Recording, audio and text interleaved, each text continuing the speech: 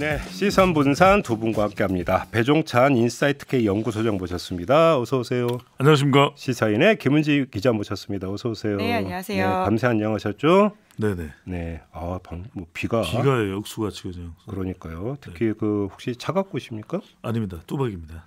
두 분 다 대중교통이 좋죠. 네, 그렇죠. 이렇게 비 오고 올 때는 대중교통이 나아요. 그렇습니다. 네, 대중이니까요. 네. 꼭 좀 자제 좀 자제하겠습니다. 네네. 그 아재 개그 반성하겠습니다. 네. 아무튼 자 오늘도 한국갤럽 여론조사 결과부터 한번 살펴볼까요? 예, 오늘 소개해드리는 모든 조사는 중앙선거론조사 심의위원회 홈페이지에서 확인 가능합니다. 네. 한국갤럽이 자체적으로 지난 4일부터 6일까지 실시한 조사입니다. 윤석열 대통령 국정 운영 평가인데요. 네. 대통령이 대통령에서 직무를 잘 수행하고 있는지 잘못 수행하고 있는지 물어봤는데 잘하고 있다는 긍정평가 38%로 직전 조사보다 2%포인트가 올라갔습니다. 네. 부정은 54%로 직전보다 2%포인트 내려갔고요. 네. 정당 지지도도 소개를 해드리겠습니다. 어느 정당을 지지하는지 물어봤는데요. 국민의힘은 33%로 직전 조사하고 똑같습니다. 안 움직였습니다. 더불어민주당이 2%포인트 내려와서 32%로 나타났고요. 네. 무당층이 최근 들어서 가장 높아진 것 같습니다. 최근에 뭐 27, 28도 있었는데 지지하는 정당이 없다? 30%. 제3정당이네. 네. 그죠? 30%. 오, 예. 알겠습니다. 일단 좀 살펴봤고요. 윤석열 대통령의 지지율이 좀 올랐네요. 그렇습니다. 네. 비결이 뭘까요? 이건 일단은 양평은 포함이 안 된 겁니다. 아, 그래요? 양평은 포함이 안 됐고요. 그 전에 이 우리 시청자분들이 궁금하신 부분은 그걸 것 같아요. 그러니까 뭐 후쿠시마도 민감하고 또 방류 반대 여론도 높고 또 수능도 상당히 좀 혼란스럽고 혼란 또 혼선이라는 빅데이터도 소개해 주시지 않았나. 우리 시선 분산에서. 근데 왜 대통령 지지율이 올라갈 생각할진데 철저한 진영 간 프레임이 만들어져 있어요. 보니까. 왜냐하면 응답자 특성으로 가보면 중도는 거의 움직이지 않았고요. 그다음에 더불어민주당 지지층은 그대로 진보층은 부정평가고 국민의힘 지지층 내에서 조금 더 결집했는데 지난 대선 때처럼 윤석열 대통령 투표한 그런 성향이 있는 응답자들이 조금 더 결집하는 지지층 결속이다. 네, 결속이고 또 하나 특징적인 게 보통 이제 지난 2020년 총선 전에 한국갤럽을 기준으로 말씀드리면 더불어민주당이 거의 한 50% 이상까지 지지율이 나왔거든요. 근데 그때하고 이제 역으로 비교를 해보면 윤석열 대통령의 부정평가가 높긴 한데 좀 더불어민주당이 반사이익으로 이걸 좀 못 가져가고 있는 것도 그런 이유로 꼽힙니다.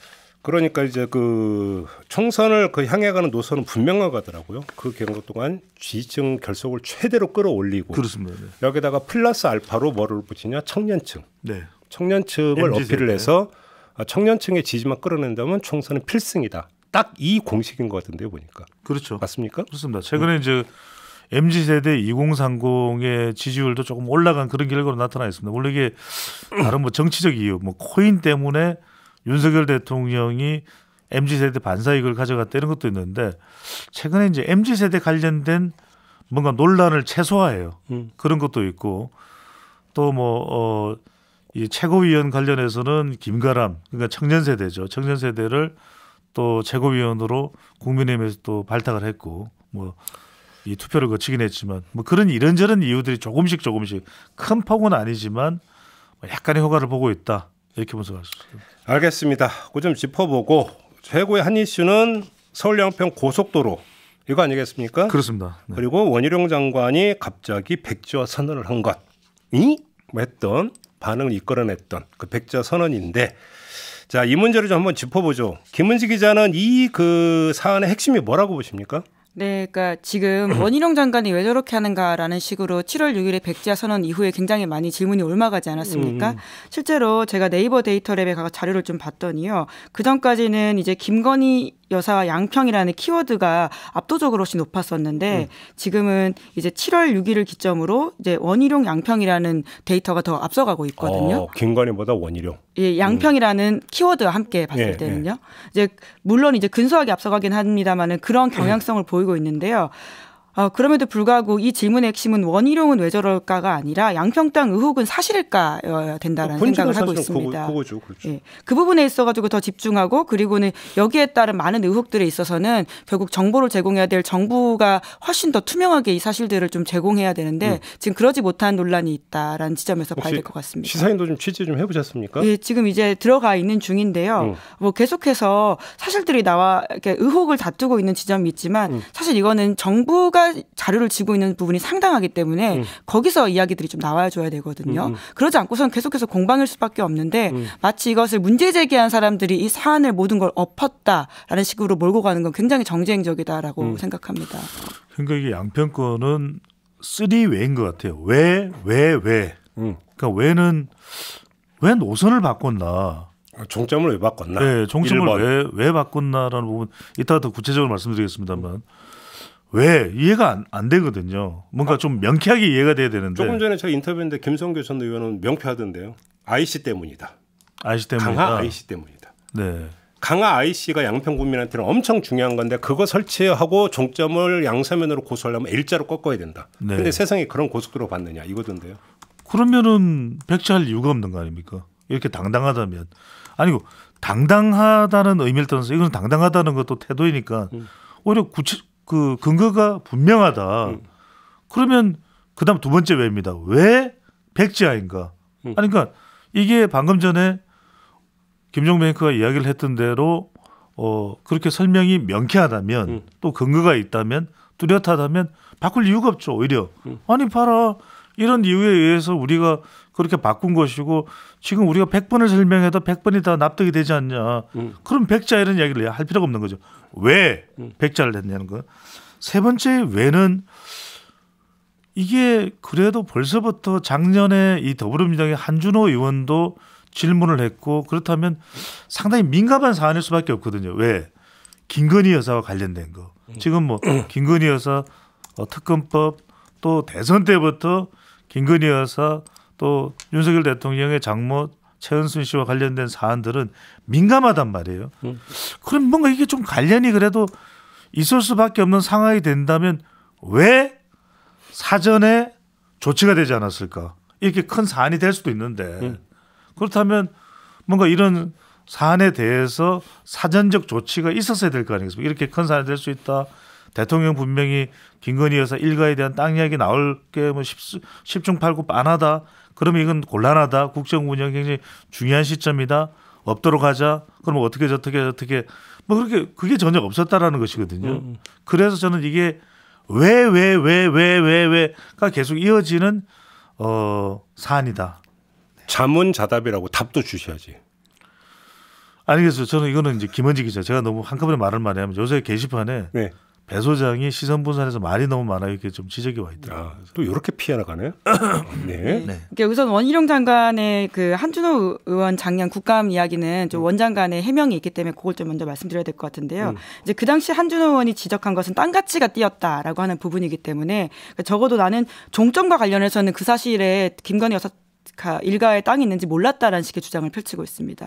뭐 그런 것에 대해서는 아마 더 내용들을 들여다봐야 될 것 같은데 적어도 이제 원장관은 그런 식의 해명을 하고 있다라고 하는 것인데요. 이제 그럼에도 불구하고 아까 이제 배종찬 소장님께서 말씀하신 것처럼 애초에 이런 여러 가지 경제적인 부분과 여러 가지 논란이 있다라고 한다면 2017년부터 시작됐던 그때 왜 이걸 안 했냐, 그때 바꿨어야 되는 게 아니냐라는 이야기가 나오고 있는데 공교롭게 2022년에 정부가 바뀌고 뿐만 아니라 지방 정부에서도 그 정당이 바뀐 이후에 추진된 사안이기 때문에 굉장히 공교롭다라고 하는 말로 설명될 수밖에 없는 지점들이 아주 많은 것이고요. 그에 대한 설명 책임은 정부 그리고 대통령실 그리고는 대통령 일가한테 있다라고 하는 지점들이죠. 근데 그거가 지금 제대로 나오고 있지 않기 때문에 굉장히 논란이 되고 있는 반대 문제 제기를 했더니 아예 백지화 해버렸다라고 하는 것은 사실 어떤 생각이 드냐면요. 그 작년에 이제 도어 스태핑을 아예 엎어버리고 지금까지 안 하고 있다는 사실들을 많은 시청자분들이 기억을 하고 계실 텐데요. 그때도 이제 MBC 기자와 그 당시에 이제 청와대의 그 비서관과의 언쟁을 문제 삼아서 정부에서는 이걸 재발 방지 대책을 세우지 않을 경우에는 우리는 앞으로 도어 스태핑을 하지 않겠다라고 했거든요. 지금 그러니까 문제 제기 혹은 어떠한 사안이 발생했을 때 그것을 고치는 것이 아니라 전체를 엎어버리는 방식으로 해서 아예 문제 제기를 하지 못하게 만든다라는 차원에서도 굉장히 문제적이다라고 보입니다. 그래요. 대처법이 비슷하다. 예. 그리고 사실 지금 이 문제 제기에 대해서 아예 문제 제기한 사람에게 책임을 전가하는 방식으로 가고 있잖아요. 네. 그 도어 스태핑도 사실 윤석열 대통령이 용산으로 옮긴 가장 핵심 이유라고 하고 뿐만 아니라 대선에서도 국민과의 소통을 강화하겠다는 식의 이야기를 할 정도로 아주 크게 드렸던 이야기고요. 이번에 양평 고속도로 관련해서도 대통령 공약 사안이었음에도 불구하고 원희룡 장관이 대통령과도 전혀 상의하지 않고 혼자 결정했다는 식으로 지금 네. 납득이 안 되는 설명들을 하고 있지 않습니까? 그러니까 첫 번째 왜부터 분석을 해보면 왜 바뀌었을까라에 가장 크게 의구심을 가지는 것은 왜 김건희 여사 일가가 있는 쪽으로 틀었을까 이 의구심이잖아요. 강상면 쪽으로 양서면이 아니라. 근데 이제 그 설명을 하면서 민주당이 요구를 했다. 그 다음에 또 하나는 양평군이 요구를 했다. 이제 이런 이야기가 나오거든요. 그러면 이렇게 민주당이 요구하고 양평군이 요구했고 김건희 여사의 일가의 땅과는 상관없는 거라면 더 오히려 당당하게 공개를 했었어야 되는 거 아닙니까? 오히려 무관하다. 이거는 양평 군민들의 한결같은 일치되는 수건 사업이었고 다들 강상면을 원하고 있다. 뭐 100%는 아니더라도 거의 뭐 80% 이상이 원하고 있다. 그리고 전임 군수도 그렇고 현 군수도 그것을 요구해왔다. 그런데 사태가 터지고 백지화가 되니까 뭐라 그랬습니까? 양평군청에서 나온 게 원한 대로라도 하자. 그러면 기존의 이야기하고는 다른 것이거든요. 또 하나는 뭐냐면 그렇다면은 이것이 이제 강이니까 이게 한강입니다. 그래서 강상면이고 강하면이에요. 근데 강하면에 IC가 왜 필요하냐면 강상면에서 중부 내륙 고속도로와 연결되는 건 JCT입니다. JCT와 IC의 가장 큰 차이점은 뭡니까? IC는 진출입이 가능하거든요. 그런데 JCT는 그냥 이거는 중앙 교차로이기 때문에 도로와 도로가 만나서 지나가요. 그래서 이제 강하 IC가 수건 사업이다. 그래야 이제 서울을 30분 만에 갈 수 있으니까 만들어졌다. 그러면 너무나도 지극히 당당하네요. 그러면 그렇게 이렇게 당당하게 발표를 하면 되는데 2021년에 예비 타당성 조사에서는 양서면으로 해서 타당성 통과됐고 지난해 3월 달에 이제 국토교통부가 타당성 조사를 시작했으니까 그러면 이거는 이제 임기 그 대선 그러니까 정부는 문재인 정부인데 대선 당선자는 윤석열 당선자가 되는 셈입니다. 그런데 올해가 결정적이에요. 저는 올해 5월 달에 전략 환경 영향 평가를 내서 노선 수정안을 공개했다고 그러거든요. 그러면은 왜 이걸 어느 용역에서 했는지 내용은 뭔지 왜 여기다가 요구를 하게 된 건지 여기에서 한 결과가 이렇게 되는 건 뭐 때문인지 이게 일단 밝혀져야 될 것 같고 그다음에 백지화를 한다라는 게 이게 앞서 이제 김원지 기자가 이야기했던 대로 대선 대통령의 공약이었고 2017년 이전부터 꾸준히 지금 수십 년 동안에 여기 수건 사업이고 실제 두물머리를 한 번이라도 가본 사람 같으면 주말에 미쳐버리겠습니다. 그게 빠져나올 수가 없어요. 그래서 좀 거기 자주 가봐서 알아요. 주말 되면 또 그러니까 그 차량도 차량인데 그렇죠. 오토바이 타시는 분들이 딱 그 할리 데이비슨이라고 딱 이렇게 타고 이게 국도니까 가능하거든요. 쫙 가죽 자켓 딱 이거 쫙 그렇죠. 이렇게 그 동호회가 원종배 진행자랑 잘 어울려 할리 데이비슨이. 원종배가 왜 나요? 저 김종배 진행자랑. 그 주말 되면 뭐 꽉꽉 막히는 데니까 알죠. 네. 그래서 하여튼 그러니까 두물머리가 아니라 세물머리, 네물머리 돼야 된다 이런 얘기가 나올 정도로 좀 이 도로가 좋았으면 하는 게 다 그게 마음이 간절한 마음이에요. 그런데 백지화를 했다는 건 적어도 이게 기재부에서 국토교통부에서 이미 타당성 조사를 한 거라면 원희룡 장관이 되기 이전부터 다 부처를 거쳐온 것이거든요. 그럼 적어도 추경호 부총리하고는 상의가 된 건지 국토교통부의 실무 담당자하고는 뭐 회의를 된 건지 그게 아니라 나와서 떡하니 그냥 백지화를 하면은 그런 게 이해는 됩니다. 정치적으로는 워낙 이게 사안이 복잡하기 때문에 또 원희룡 장관이 장관이지만 또 정치인입니다. 물론 이제 장관이 우선이어야 되겠죠. 하지만 정치인이니까 성부서를 던졌다. 이런 해석도 가능하지만 그럼 적어도 대안이 있었어야 되지 않았나. 이걸 뭐 어떤 대안으로 가겠다. 알겠습니다. 근데 그러니까 그 승부수라는 말도 조금 첨언을 하고 싶은데요. 그러니까 장관이라고 한다면 결국 정책의 대상자 혹은 청자는 국민이어야 할 텐데 왜 이 승부수가 특정인 특히나 이제 대통령 일가를 위한 어떤 청자를 대상으로 하는 것 같이 들리느냐 이게 가장 문제라고 하는 것이죠. 그러니까 여기서 저희가 이제 그럼 사안의 본질이 뭐고 진실이 뭔지를 여기서 저희가 판정은 할 수 없어요. 그래서 지금은 아직 더 사실관계가 그렇죠. 나와야 되는 판정을 할 시점이죠. 수가 없기 때문에 그 얘기는 그러니까 다만 이해되지 않는 포인트가 몇 가지가 있다. 이 점만 좀 그러니까 환기시키는 걸로 만족을 하고 제가 궁금한 건 하여간 백주화라고 하는 걸 던졌잖아요. 원희룡 장관이. 근데 국민의힘 의원들도 몰랐다면서 사전에. 그럼 이제 국민의힘 그 내부의 반응이 일단 궁금한데 혹시 좀 취재 좀 해봤어요? 네, 그러니까 사실 국민의힘 안에서도 이게 굉장히 좀 말이 많은 사안인데요. 근데 대놓고는 지금 이야기하기가 어렵죠. 특히나 이제 정쟁화되었던 지점들 때문에 국민의힘 의원들도 공개적으로 어떤 발언하는 걸 부담스러워하는 지점들이 있는데요. 그런데 특히나 국민의힘 의원들이기보다는 이제 그 스윙 스테이트에 있는 서울 수도권에는 현역 의원들이 별로 없거든요. 그러다 보니까 원외에 계신 분들이 훨씬 더 이야기들을 많이 하고 걱정을 하는데요. 그분들이 지역에서 자기 주민들 만나보면 이게 진짜 영향이 좀 있는 것 같다라는 거예요. 그래서 지금 당 사람들이 이렇게 대응하면 안 되는 것 같은데 왜 이렇게 한 사이드로 달려가는지 잘 모르겠다라고 하는 영향이 걱정들을. 있다는 건 뭐예요? 그러니까 사람들이 실제적으로 이걸 걱정을 한다는 거죠. 김건희 여사 혹은 김건희 여사에게 특혜가 가기 위해서 사업이 된 게 아니냐라는 의구심을 가지는 그러니까 민주당 쪽 사람들이 아니라 중간 계열에 있는 사람들이 분명히 말을 하고 있는데 당이 이걸 너무 굉장히 가볍게 여기고 있는 것 같다라는 식의 걱정들을 하고 있고요. 그러니까 이제 미칠 정치적 파장이나 대통령의 반응 이런 부분들을 내부에서는 눈치가 또 신경이 쓰이겠죠. 그러다 보니까 이제 시시하는 경우인데 별로 그런 것에 대해서 크게 신경 쓰지 않는 위치에 있을 것으로 보이는 정병국 전 의원이 있습니다. 정병국 전 의원은 원래 거기서 5선을 했던 한나라당 출신 본인도 이해가 안 된다는 거예요. 본인도 왜 백지화를 해야 되고 그게 뭐 과정을 쭉 설명하고 진상 규명돼서 수건 사업이기 때문에 정상적으로 가야 되는 거지. 이게 느닷없이 갑자기 의혹이 제기됐다고 해서 백지화가 되고 이건 말이 안 된다 이야기를 하고 있는 것이고 저는 이걸 김은지 기자한테 여쭙고 싶어요. 저도 이거 관련되는 이야기를 주변에 나눠보면 그런 이야기를 합니다. 정확한 지금 좀 팩트를 알고 계실 것 같아서 이게 그 땅이 왜 문제가 되느냐. 김건희 여사의 가족의 그 땅이 이거 선산 땅이다.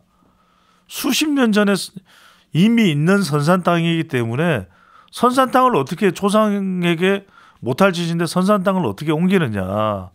그리고 그 땅이 아주 옛날에 산 거기 때문에 그 당시 가치로 보면 돈이 얼마 안 된다. 그리고 그런 사람 주변에 많다. 어떻게 취재 내용은 어떠십니까? 진행자가 되셔가지고. 아니 이걸 참고로 배정찬 소장이 K본부의 라디오 프로그램 진행을 맡으셨다고. 축하드립니다. 축하드립니다. 네, 감사합니다. 네. 같은 시간대는 아니죠? 그럼 출연이 불가하시니까. 네, 같은 시간대는 아니고. 그건 됐어요. 아무튼. 네. 그러니까 아까도 이제 형질 변경에 대해서 진행자께서 이제 김성교 전 의원한테 질문하시는 것들을 잠깐 들었었는데요. 이제 기본적으로 이제 형질 변경이라는 걸 통해 가지고 차근차근 준비해온 거 아니냐라는 의혹들이 있다라는 지점에 있어서 좀 설명이 대통령 일가에서 필요한 것으로 보이고요. 뿐만 아니라 그게 이제 과거에서도 있었지만 지금 그 주변 땅들을 계속해서 이제 그 일가분들이 샀다라는 정황들이 있잖아요. 12년까지도 이제 샀다라고 하는 부분들이 있기 때문에 그렇게 보기 어려운 지점들은 계속 있는 것 같습니다. 물론 정말 대통령 일가가 억울할 수 있겠죠. 그러면 더 정보를 투명하게 공개해야 된다는 게 제 입장이긴 한데요.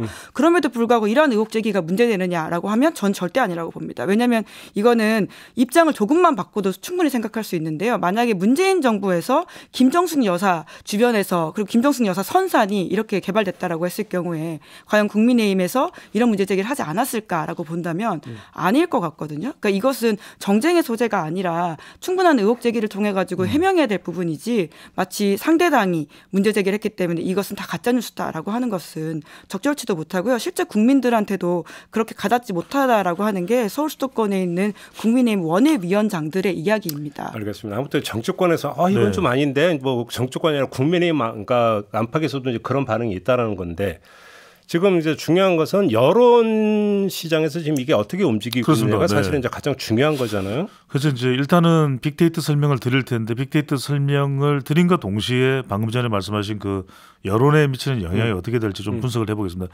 먼저 빅데이터 분석을 해보면 이게 앞서 이제 언급량 나와 있는 부분부터 먼저 좀 보여주시면 좋을 것 같습니다. 언급량 부분도 네 제가 이걸 보시면.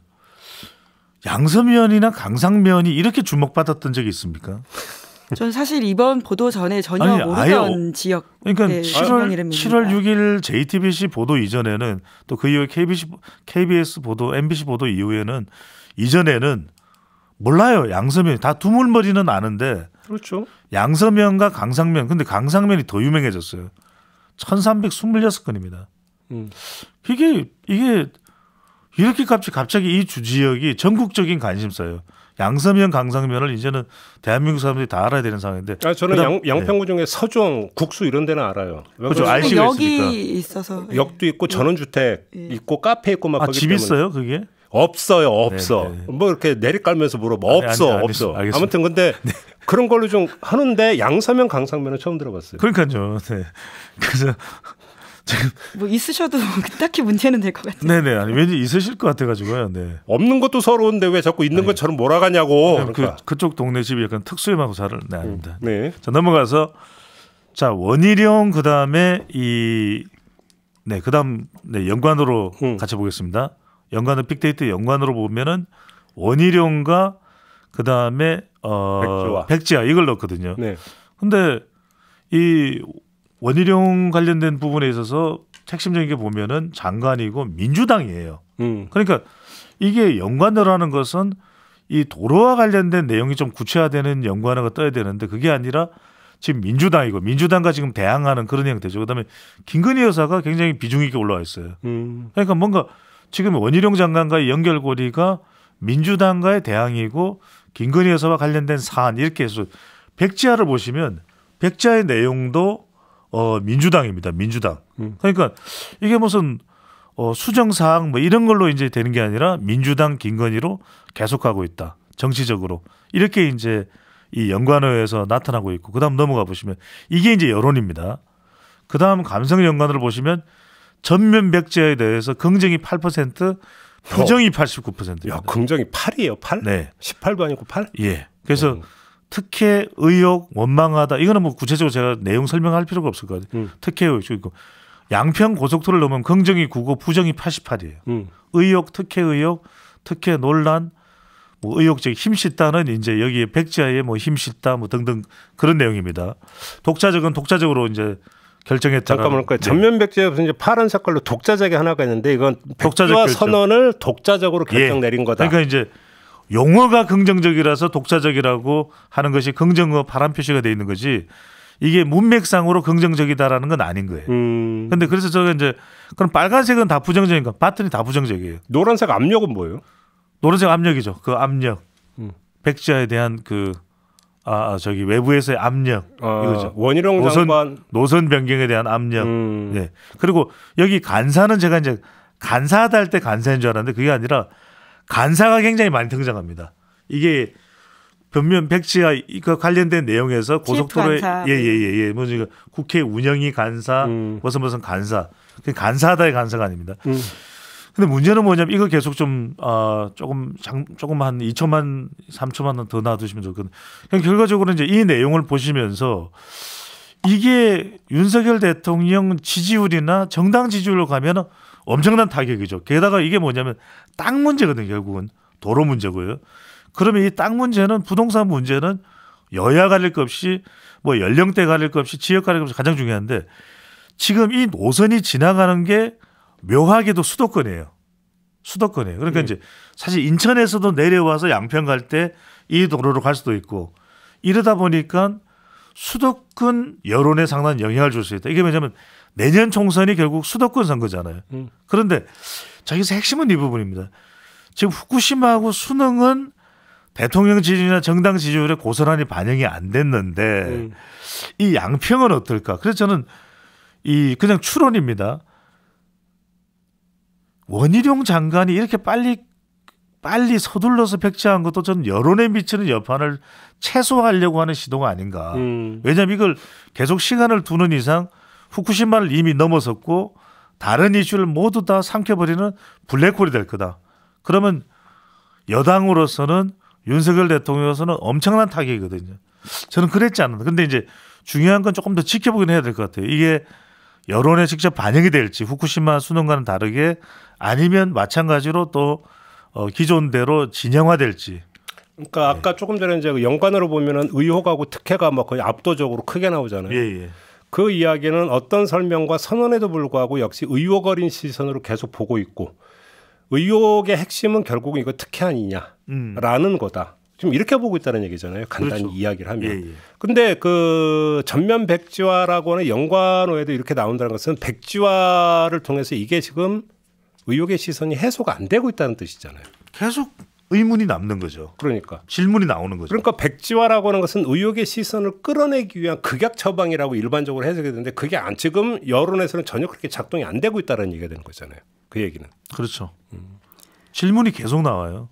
네, 그뿐만 아니라 좀 대통령실의 대응에 대해서도 좀 이야기를 하고 싶은데요. 사실 윤석열 대통령은 관련 정부 부처에서 본인이 이제 관심 있는 사안에 대해서는 직접적으로 이야기를 굉장히 많이 한 바가 있습니다.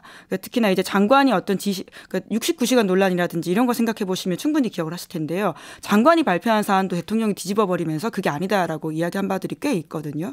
근데 이번 사안 같은 경우에는 대통령이 아무런 말이 없습니다. 심지어 자기의 공약뿐만이 아니라 본인의 이제 처가 일가와 관련이 있는 사안이라는 의혹들이 계속 나오고 있음에도 불구하고 성실한 설명이라든지 대통령실이 나서가지고는 어떤 설명을 전혀 하고 있지 않다라고 하는 지점. 대통령실 관계자가 국토부가 알아서 할 일이라는 멘트는 했었죠. 네, 그것도 사실 이제 기자회견, 그러니까 뭐라고 할까요? 이제 공개적으로 그 대통령실 관계자가 이름을 내세워서 하는 이야기들이 아니잖아요. 그런 지점에서도 좀 오히려 굉장히 수세적으로 보이기 때문에 이 대응이 과연 좋은 것인가라고 하는 생각이 들고요.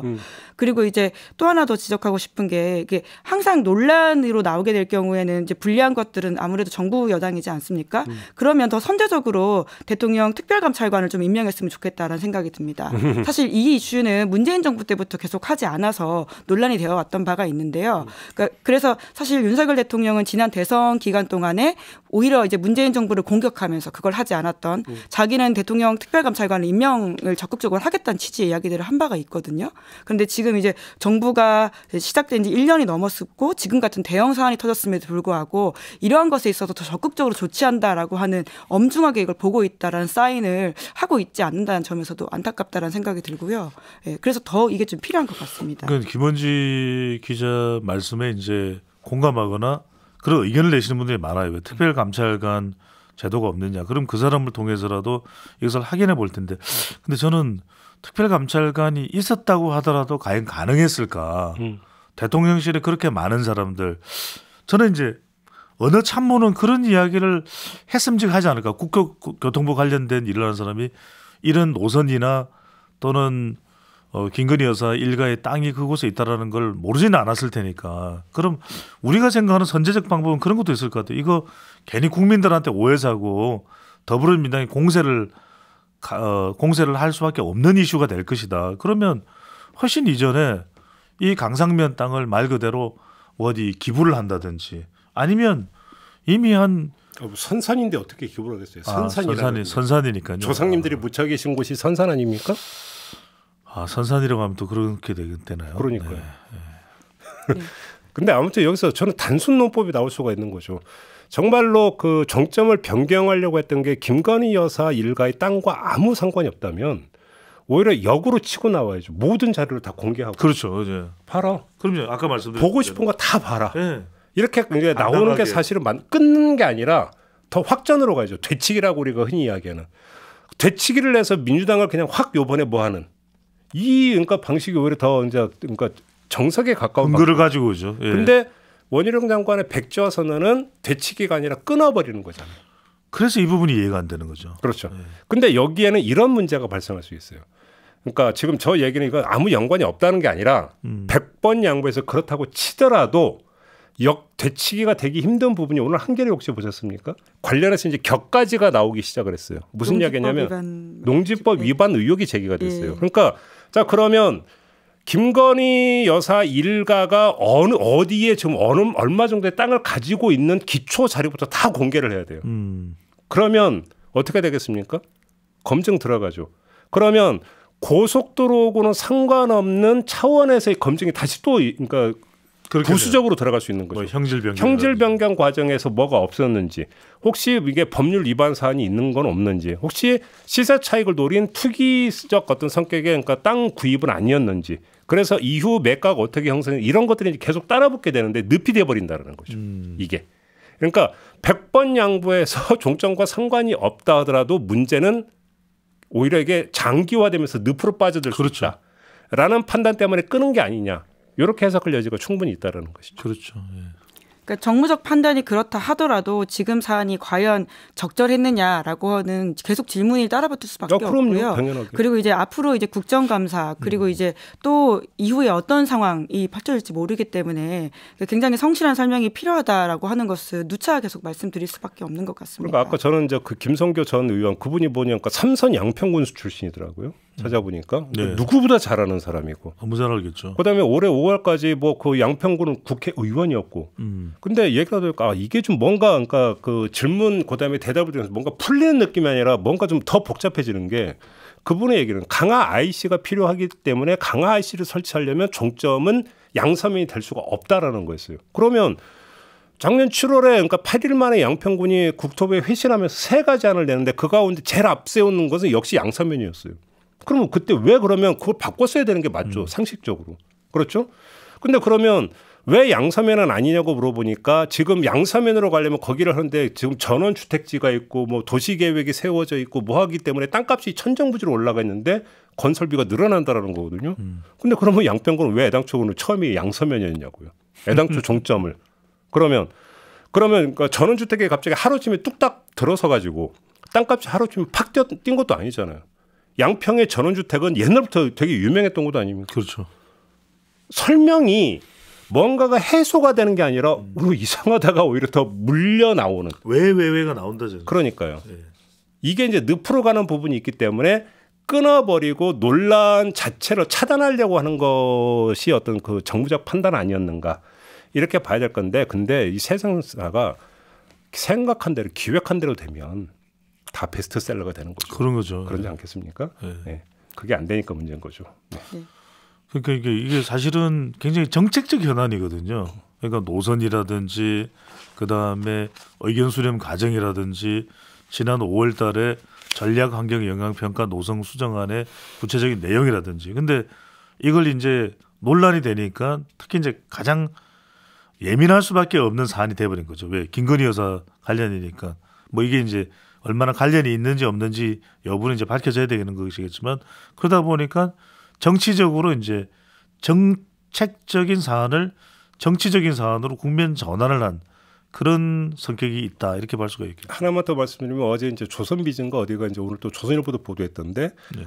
원래 아닌 양서면 종점 인근에 민주당 당적의 양평군수였던 사람의 땅이 있더라. 지금 이 보도를 했더라고요.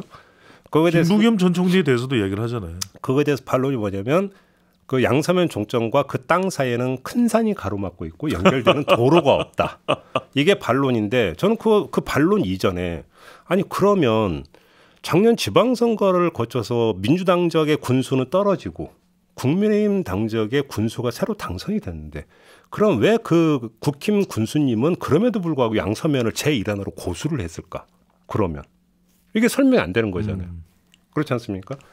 뿐만 아니라 정책 결정에 영향을 미칠 수 있는 사람이 어떤 범위에 있느냐라고 하는 질문이 사실 핵심인 것이잖아요. 그렇게 본다면 양평군수의 어떤 정책 결정에 있어서의 영향력, 그리고 대통령 일가로서의 정책 결정의 영향력에 대한 의문을 동일시해서 비교해 보는 것뿐만 아니라 그분들은 거기 사시는 분이고 김건희 여사 일가는 사실 거기에 살고 있는 사람들은 또 아니지 않습니까? 이런 것들을 같이 좀 봐야 되는 지점은 있는 것 같습니다. 그러니까 이게 어떤 사람이 그랬네, 민주당 사람이 그랬네, 국민의힘 사람이 그랬네, 군수가 그랬네, 군의회 의장이 그랬네, 이러면 저는 이건 해결 안 될 것 같아요. 그러니까 또 일각에서 나오는 이야기는 김부겸 전 총리가 뭐 가장 혜택을 본 거 아니냐, 이런 이야기 들어보셨죠, 그죠? 그 이야기는 이렇게 해서는 다 정치적 프레임화 되는 것이고, 그러니까 정확히 밝혀야 된 거 아까 제가 말씀드렸던 그 왜, 그러니까 왜 바꾼 근거에 자료가 뭐냐, 그 의사결정에 어떤 사람들이 있느냐, 그 사람과 지금 관련되는 의혹에 대해서는 어떤 관계가 있는가, 그거를